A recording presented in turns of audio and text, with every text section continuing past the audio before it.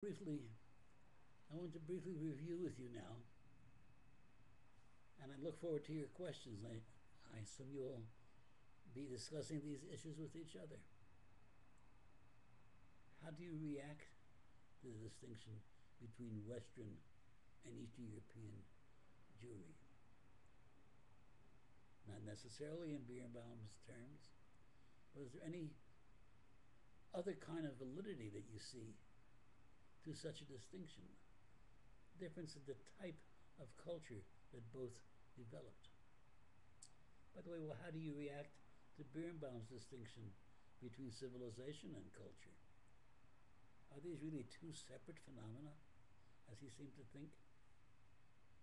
One technical and the other genuine and internal and fully alive, which is not the current concept at all. But what was he reacting to in that distinction?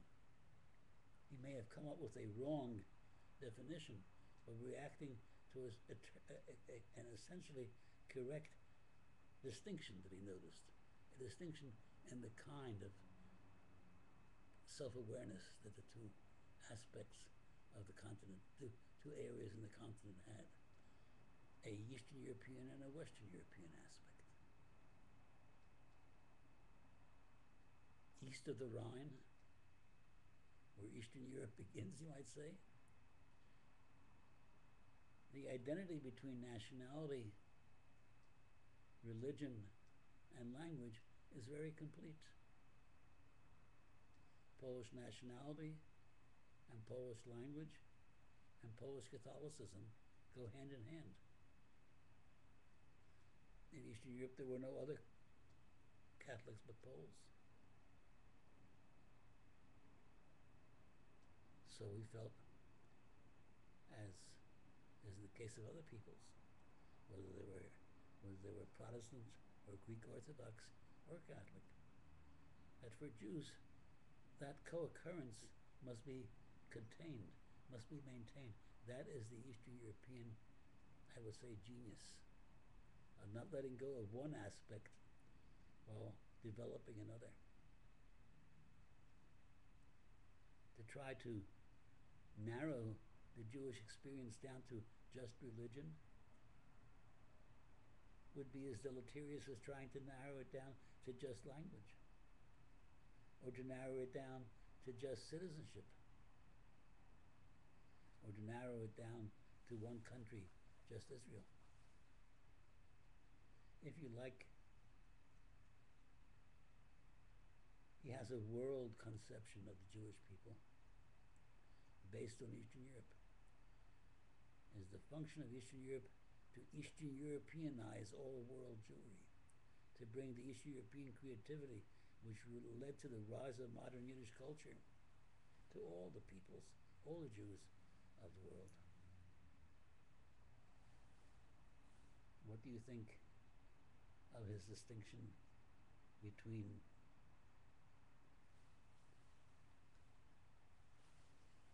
the development of Jews within Eastern Europe and the development in the lands of immigration? He feels the Jews in the lands of immigration are going to be Eastern European just as they were in Eastern Europe. They will not be Western European because they have nothing in the Western European tradition to enrich their lives, whereas they have all of the Yiddish experience to enrich their lives in their new lands of settlement. And therefore they will be Eastern European within the new settlement areas. And he foresees a great period of flourishing for American and other new Jewish areas of settlement. A kind of cultural pluralism, a kind of cultural autonomy, which other Jewish thinkers then developed further. The Bund, Zhutlovsky, developed this idea further. The Jews were a world people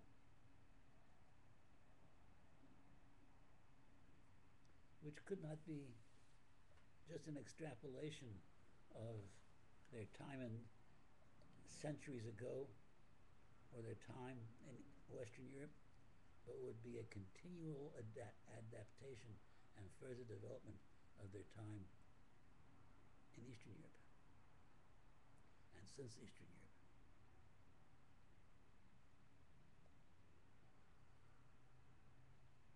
What do you think of as distinction between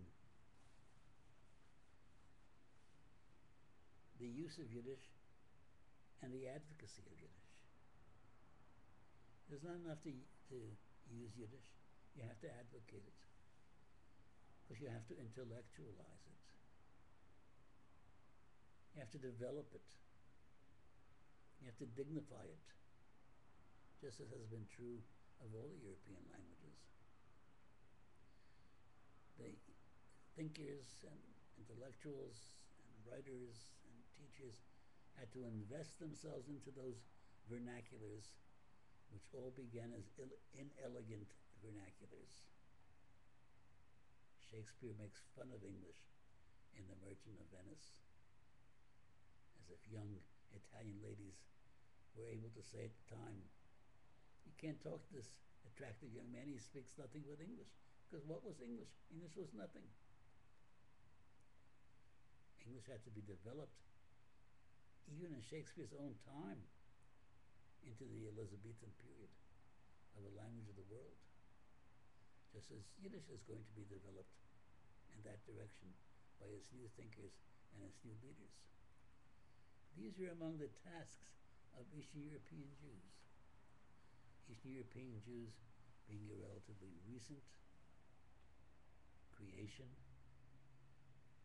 based upon Eastern European opportunities to continue the development into modern days of the conjunction of language, religion, and nationality.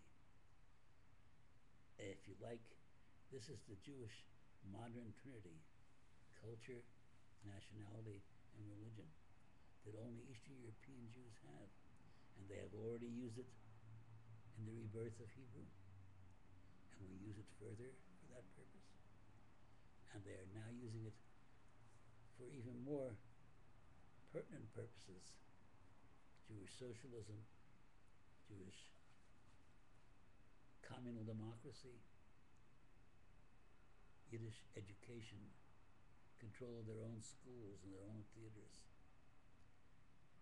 It's the only Jewish civilization that has come out of the past with the past alive, not just desiccated,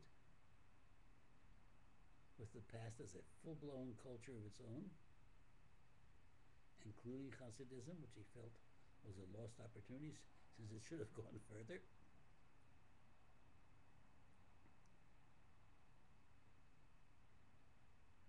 Hasidism only came out of Eastern Europe, not out of Western Europe, because only Eastern Europe was sufficiently alive